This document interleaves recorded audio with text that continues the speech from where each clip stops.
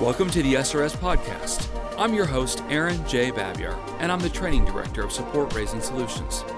Whether you're a new ministry worker or a veteran looking to increase your competence and confidence, Support Raising Solutions seeks to bless you in your quest to be a spiritually healthy, vision-driven, fully funded Great Commission worker.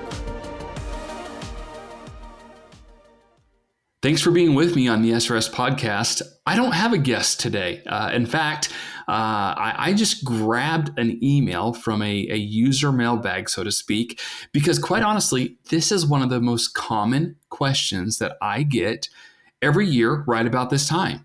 I'm recording this in early January of 2021, but quite honestly, I could have recorded this 3 years ago, and I have a feeling I could still record this 3 years from now, and it would still be the most common question I get in the first week of January. So without any further ado, the question, if you didn't already see the title, has to deal with end-of-year fundraising follow-up. How do you approach someone who said that they were going to make a contribution at the end of the year, but it didn't happen? Or maybe they'd never landed on an amount, or the check didn't come in the mail, and maybe it's 5, 6, 7, 10 days later, and you're like, well, I know the post office is working pretty hard, but what do I do? And so I get this question so commonly that I wanted to just go ahead and make that the focus of just this one quick podcast. And so here's the deal. If you have invited somebody to be a part of your team and they have indicated they plan on making an end of year gift, and then I just encourage you, be graceful and communicate. A lot of it can be summarized down in be graceful and communicate.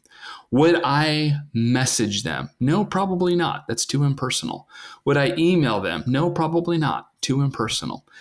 In fact, I think one of the best things you can do, and perhaps you need to write out a little script, but would be to call them. And maybe you want to message them first and say, hey, I need to talk to you. I'm going to try and call tonight at 7 o'clock. Hopefully you can pick up, or let me know if there's a better time to call. You could send them that, but I encourage you to call them and then say your own version of something like, hey, I know that you were planning on doing something at the end of 2020 or whatever year you're in when you're listening to this. But nothing quite came through yet. And I wanted to see if it's still appropriate, if you'd like to move forward with making that special gift. That's one way you could potentially do it.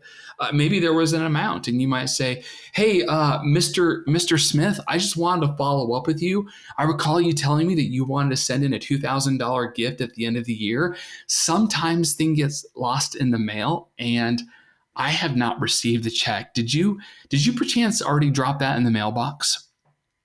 To which their answer is yes or no, right? And so if they say no, then you can say, is that something you still want to do? And they'll tell you.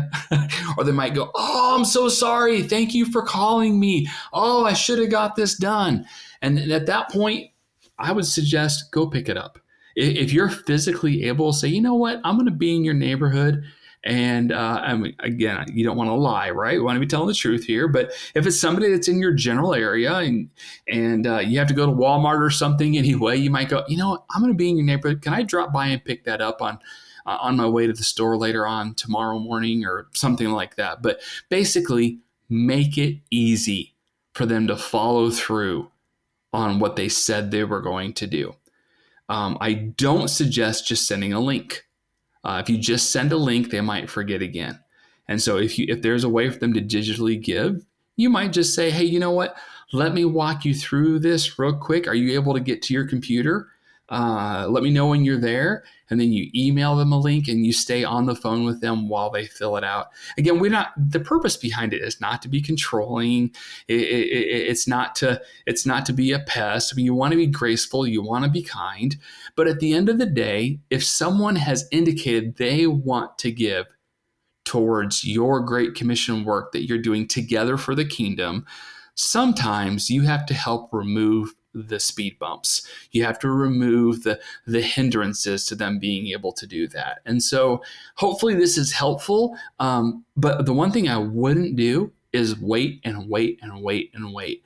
If you're in the first or maybe even the second week of January when you're hearing this and there was somebody that indicated they were going to give at the end of December, as soon as you can, I would work out your words, pray up, be ready, because they might say no, they might change their mind. But I encourage you, give them a call, communicate with them, and by all means, help them follow through on what they said they were going to do for the sake of the kingdom. And guard your heart. They may have changed their mind. They may not want to follow through. So don't call with any sort of demand. Simply call with an expectation of communication. So that's my loving exhortation, encouragement to you here at the beginning of the year. I hope that will be helpful for you. And again, that did come from feedback. There is a place where if you send an email to podcast@supportraisingsolutions.org, I do eventually get that. And most of the time, I will address the questions that are sent in at some point on a podcast episode coming up in the near future. So please, by all means, I love hearing from people. If you send that in, if you send in a note or you have a question, tell us where you're from. I know we have listeners from all over the world, but please tell us where you're from. And as always, I encourage you, please don't just listen to the podcast, subscribe. Please make sure that you're a subscriber to the SRS podcast. And thanks for being a listener. God bless you in your great commission work. Thanks for joining us for this episode. We would love to hear your ideas for future content. Please visit supportraisingsolutions.org/feedback to share your thoughts and questions. Also, wherever you download your podcast from, be sure to subscribe for future episodes and come back each week to gain more insight into the process of building and maintaining your personal support team.